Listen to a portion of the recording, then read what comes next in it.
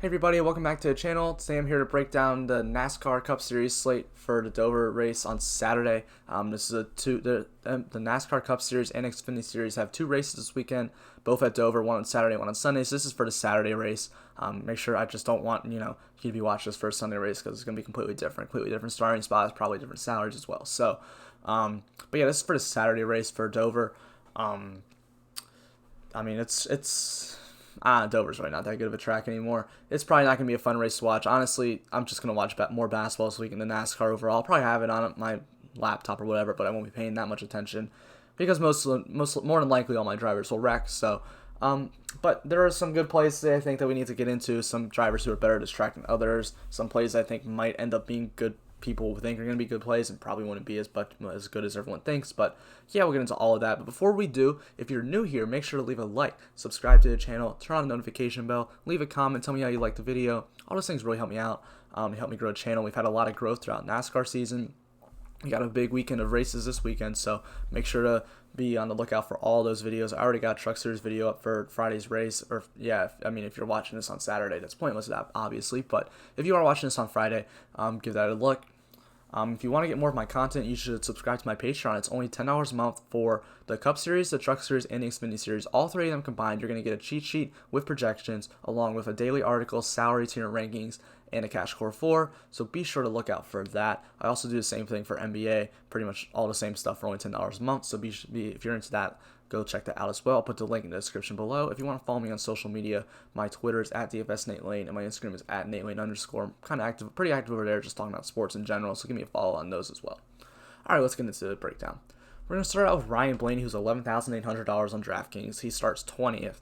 But Ryan Blaney, he's not good here. He has the 11th best average finish of 11.66. He has the 10th best average finish at short tracks and the 10th best average finish at steep tracks. When we go to average position, he only has the 11th best average position at Dover, the 8th best at short tracks, and the 7th best at steep tracks. So this isn't really a track he's done well at. 0 laps led at Dover. He has led a ton of laps at short tracks in the past, 715. It's one of the best in the field. But, this is it's a short track, but it's not like Bristol or Richmond. It's different. So, it's still a mile long track. It's not it's really not like Bristol. So Ryan Blaney, I think he's okay. I just don't want to go to him. Just someone who hasn't been as good at Dover, and I can just pay down for guys who've been way better. He just feels a little bit too expensive. And recently, he only has an average finish of 14.66, an average position of 10, and 51 laps led. And you kind of want all those things from Ryan Blaney. You want a good finish, a lot of place differential, and laps led. Kevin Harvick at 11,400 starting 10th. I think grades out is a very good option, though. He has the best average finish at Dover, the best average finish at short tracks, and the best average finish at steep tracks. He has the best average position at Dover, the third best at short tracks, and the third best at steep tracks. When we go to laps led, he has 488 laps led at Dover, which just blows out everybody in the field, 780 at short tracks, and 1,247 at steep tracks. So yeah, Kevin Harvick very good at these type of tracks and Dover as itself. In the last 5 races, he has an average finish of 5.6. An average position of 8 and 197 laps led, which is the second most in the field. So I think Kevin Harvick is a very, very good option today. Probably one of my favorite ones. I'd rather pay $400 less for him than for Ryan Blaney. He's got you a nice floor of place differential, and he's got the upside to lead us on the laps. Martin Truex Jr. starts third for $11,000 on DraftKings.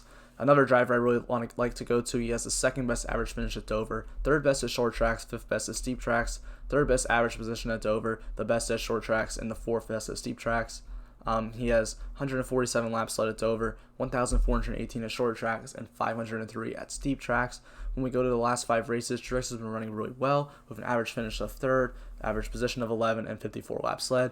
And honestly, he had one of the fastest cars at both the Michigan races 2 weeks ago, but he had to start.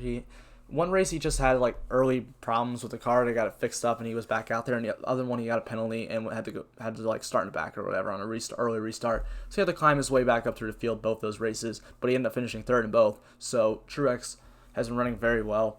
I feel like he's got a win coming for him. I'm a little bit nervous about him leading laps, especially when the 2 guys in front of him I think are more likely to just lead laps in general anyway. But Truex does provide that upside. He has been fast recently. He's really good at this track. So the second best average finish is pretty damn good. So yeah, I think Martin Truex looks solid. Kyle Busch starts 22nd. Another guy who really hasn't been great here. 13th best average finish at Dover, but he does it the second best at short and steep tracks, the 8th best average position at Dover, second best at short, and 8th best at steep tracks. So like, and we know Kyle Busch really hasn't had a great year, but if you're like want to pay for the place differential, I'd rather just pay for Kyle Busch than for Ryan Blaney. Like it's like what, a $1,200 difference, yeah. For two, honestly, it's 2 more spots that Kyle Busch has on Ryan Blaney too. And I mean, Kyle Busch maybe a little bit worse here, but we know it's Kyle Busch. He still needs to win a race this year. He still hasn't done that, which is wild, mind blowing to say that. But he has the place differential upside, honestly, more than Blaney. I don't understand why you would want to pay for Ryan Blaney if you can just pay $1,200 less for Kyle Busch. If that's your route, if you're going place differential, that's what I would do. So I don't see the reasoning for the salary here. I think this is one spot where they kind of messed up the salary a little bit. But yeah, Kyle Busch starting 22nd, I do think is a solid option. Then we have Denny Hamlin starting 2nd and Chase Elliott starting 1st. These are the guys in the front row, probably more than likely to lead to early laps. Hamlin only has 9th best average finish at Dover though, 6th best at short tracks, 7th best at steep tracks, 6th best average finish at Dover, 7th best at short, 6th best at steep. When we go to lap sled, he has 218 at Dover, 799 at the short tracks, 646 at the steep tracks. I think Denny Hamlin should be able to get out to a pretty early lead. In the last 5 races, he's an average finish of 2.6 best in the field, an average position of 4.4, and 181 laps led. So he's been driving really, really well. Compared to Chase Elliott, where 7.6 average finish in the last 5, 8.6 in the average finish or average position in the last 5, and 52 laps led. Yeah, I think Denny Hamlin is more than likely to get the early lead here. I mean, Chase Elliott is coming off a win last week at the Daytona Road Course, but I'd just rather get to Denny Hamlin. I think he's been the faster car all year. Chase Elliott, the road courses, Chase Elliott he's won the last 3. That's crazy. Last 3 road course races in the Cup Series, gone to Chase Elliott. He's just so good there. That race is kind of a wild card. I don't really ever put too much thought into like a last 5 thing, but yeah, Denny Hamlin, I'd rather play it for sure. Starting 2nd, I think he gets out to the early lead pretty easily, and then I'm sure Harvick hunts him down at some point, but Hamlin looks like a good option. He's been a class of the field all year long, and him and Harvick have just been so good, and I just don't see any reason why he just has a bad start here. Brad Keselowski starts 7th, not someone I really want to get to today, or his teammate Joey Logano for that matter. Both of them really aren't good here. Keselowski the 16th best average finish at Dover, and Logano the 14th best at Dover. Keselowski has had good runs here, the 5th best average position, maybe just not getting the finishes, and the 14th best for Logano, just not their track. When it comes to lap sled, Brad does have 174 laps led here, but Logano with only 23. So this just isn't the track for him to go to. Keselowski has been running really well, and I would prefer playing Brad to Joey. In the last 5 races, Brad has an average finish of 4.5, an average position of 6.75, and 214 laps led. So I do think Keselowski does have some upside, where I don't think Logano isn't a good here, and he hasn't run well at all recently. So I think Brad is someone maybe to go to if you're playing a lot of lineups. I don't want to go to Joey Logano at all today. That's not who I want to go to at all. Saying that, he'll probably end up winning the race, but but yeah, I think Keselowski looks like, he's an okay option, just not someone I don't want to prioritize him. I'd rather just pay for Chase or Denny or Kyle or Martin or Kevin. So then Brad. Eric Jones starts 13th at 9,200. Like, I've been fine going to Eric Jones when he's this kind of expensive when he's starting in the back, but he starts 13th today, so not someone I really want to go to. He's too expensive for that. He's going to be a top 10 car. That's probably his ceiling at this point. Maybe he gets a top 5, but even then at 9,200, he's probably not going to lead any laps. He has 10th best average finish at Dover, but he's not good at short tracks or steep tracks. 17th best average finish at short tracks and 13 at steep tracks, so this isn't really his type, but so someone I probably want to avoid on this slate is Eric Jones. Eric Almirola starts 17th. He does the 17th best average finish at Dover, 15th best at short tracks, and 16th at steep tracks. We go to the last 5 races. Eric Almirola's been running pretty well. Average finish of 11.8, average position of 12.4, and 11 laps led. He's kind of fallen back down to earth compared to that like June, July run he was going on, just dominating races where he was just on fire. That's kind of over for Eric Almirola, but he's still a solid option. He has some good place differential upside. Has a top 5 upside. So I think he's solid. Austin Dillon is 8,700. That's crazy. I don't ever think you're gonna hear that. But he starts 32nd. That's why he's that expensive. I don't hate the pricing that DraftKings did there. I don't think he's like a lock-in play, but he's a good option. He's been running well this year. But only the 20th best average finish at Dover, 19th best at short, and 15th best at steep. This isn't like the type of track that Austin Dillon excels at. He's never really been good at the short tracks at all. So I don't think Austin Dillon is really like I don't think he like yeah he starts 32nd, but I don't think he's like a lock to go there. And only an average finish of 19.75 in the last 5 races. So I think he's okay.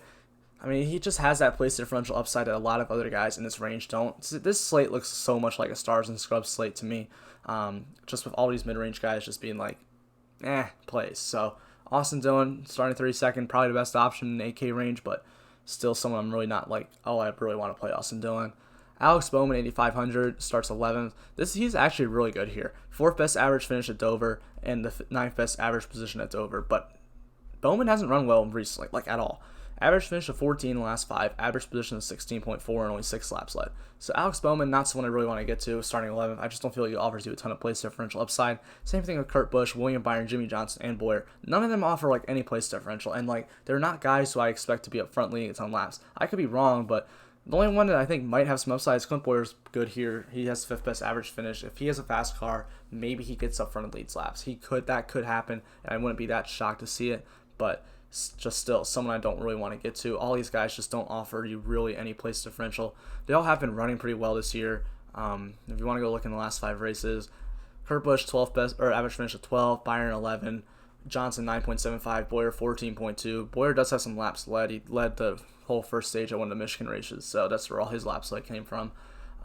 So y'all have been running decent. It's just not like you don't expect them to lead laps. You don't expect them to get up front and really win this race. So just none of these drivers I'm really interested in going to. They will all be low owned though, and if one of them ends up like finishing like 3rd, they're going to be need in the optimal lineup. So I would say if you're playing a ton of tournament lineups, these are guys to sprinkle in. But if you're just playing one lineup or you're playing cash, I wouldn't play any of them. Christopher Bell starts 18th, and Christopher Bell hasn't raced at Dover in the Cup Series, and he really hasn't been good at the short tracks or the steep tracks. 25th best average finish at short, 21st at steep tracks.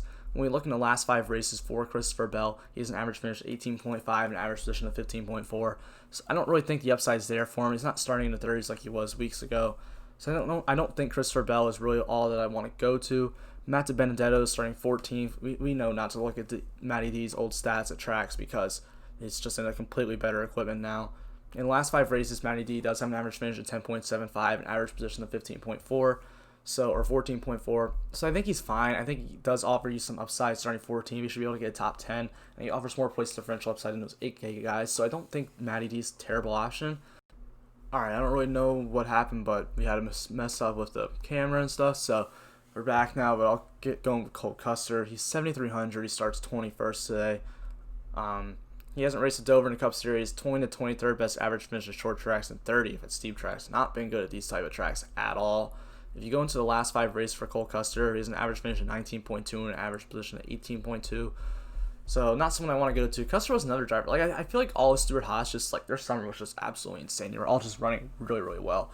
But now they've kind of fallen back down to earth. So Cole Custer, not someone I really want to get to starting 21st. It's kind of hard. DraftKings priced their salaries, priced their drivers really well this week. There's reasoning just go straight stars and scrubs this week. Just go all the drivers, 3 at the top and 3 at the bottom. And I'm not saying like that's a bad idea. Tyler Reddick starts 16th. He hasn't raced at Dover, but he does have the 18th best average finish at short tracks and 8th best at steep tracks. When we go to the last 5 races, Reddick has an average finish of 16.6 and average position at 18.2. So he's been running better. I think Reddick, more than all these other drivers, has more potential to do really well. He has more upside in my opinion than like Bell, DiBenedetto, Custer. I think Reddick is probably the best option of all of them. So maybe outside of Matty D. But I think I'd rather play him than both Custer and Bell, even though he has less place differential upside. Just think he has more potential to get up inside the top 10 and top 5. Matt Kenseth starts 26, and he actually does start 26. Like, it's not terrible, but I still just want to go other places. Ryan Newman starts 23rd. This is actually a decent track for him. 15th best average finish at Dover, 12th best at short tracks, 17th best at steep tracks. We go into the last 5 races. Ryan Newman hasn't been running well, though, an average position of 21.8 and an average position of 22.4, which does not make me want to get to Ryan Newman at all. So, Newman's car just hasn't been good this year. I think all of us, after he came back from the accident, were kind of, really hoping that Ryan Newman was going to take this big leap and win races, be running really well. That's just not the case. Roush just has not looked fast. Him or Busch they haven't looked good all year. So, not someone I really want to get to. Bubba Wallace starts 24th at 6,600. This is not a good track for him. He has not been running well in the last 5 races. He has an average finish of 23, so not someone I want to get to. John Hunter Nemechek feels like he burns us every single week, and I suggest him every single week, and I'm going to suggest him again. He starts 31st place. Like, if he just doesn't wreck, he's going to be fine. Like, there's just the problem. He just always crashes. I don't get it. I just don't get it. How the guy is always ending up in accidents, but he is. John Hunter Nemechek starts 31st. In the last 5 races, he has an average finish of, I think, 21. Yeah, without the wrecks, 21st. An average position of 24.4. If he can get you a 21st place finish, or even a top 20, he's going to pay off that salary pretty nicely. So I think John Hunter Nemechek ends up looking like a pretty solid option. McDowell starts too high at 15th. Like, I love Michael McDowell, but that's just too high for Michael McDowell. Ricky Stenhouse Jr. 19th, I don't think it's terrible. 18th best average finish at Dover. 17th best average position at Dover. In the last 5 races, Stenhouse has an average finish of 16.33 and an average position of 18th. Like, I think he just has more likelihood to actually get positive spots instead of, like, Buescher or McDowell or even Bubba Wallace or Newman. I just think that upside's there for Stenhouse where it isn't for some of the other drivers. Daniel Suarez, never plays Suarez. Chris Buescher starts too high. We're not playing him, but yeah, we don't ever play Daniel Suarez. I know that's there. That's from either a Gibbs car or a Stewart Haas car. It's not from this 96 car. Ryan Preece starts 27th place. 24th best average finish at Dover. Not great. But he in the last 5 races, Ryan Preece has an average finish of 20th and an average position of 22.6. And then Ty Dillon is pretty much in the same boat. Average position of 19.6, or average finish of 19.6, average position of 23.6. So I think both these drivers offer us some upside just because of where they start, 25th and 27th. I might kind of like getting Betterson than like Ricky Stenhouse Jr., but yeah, that's just me. And then Corey LaJoie is 5,000, cheaper than Joey Gase, Reed Soares, and Garrett Smithley and McLeod. That's dumb. He starts 29th in the last 5 races. LaJoie's not been bad this year. An average finish of 24.25, an average position of 26.4, but that got ruined at the road course last week and then the week before where he had mechanical issues. When he's not at a road course where he's not good at or mechanical issues, he's actually been pretty good this year, averaging about 22 average finish on the year. So the Stewart Haas equipment looks good. Like, it's just for that cheap, I think he's a good punt option. Even if he just finishes like 25th, like, he's not going to kill you. He's going to get you at least some somewhat value. So I think Corey LaJoie ends up being a really solid option. But yeah, that's really all I got to say on the Cup Series today. I hope you guys really enjoyed this video. If you want to get more of my content, more information, more stats, more data, go check out my Patreon. I'm kind of feeling a little bit rushed today. I'm making videos, so if this one wasn't the best, my apologies. But be sure to check out more of my content. It's in the link below.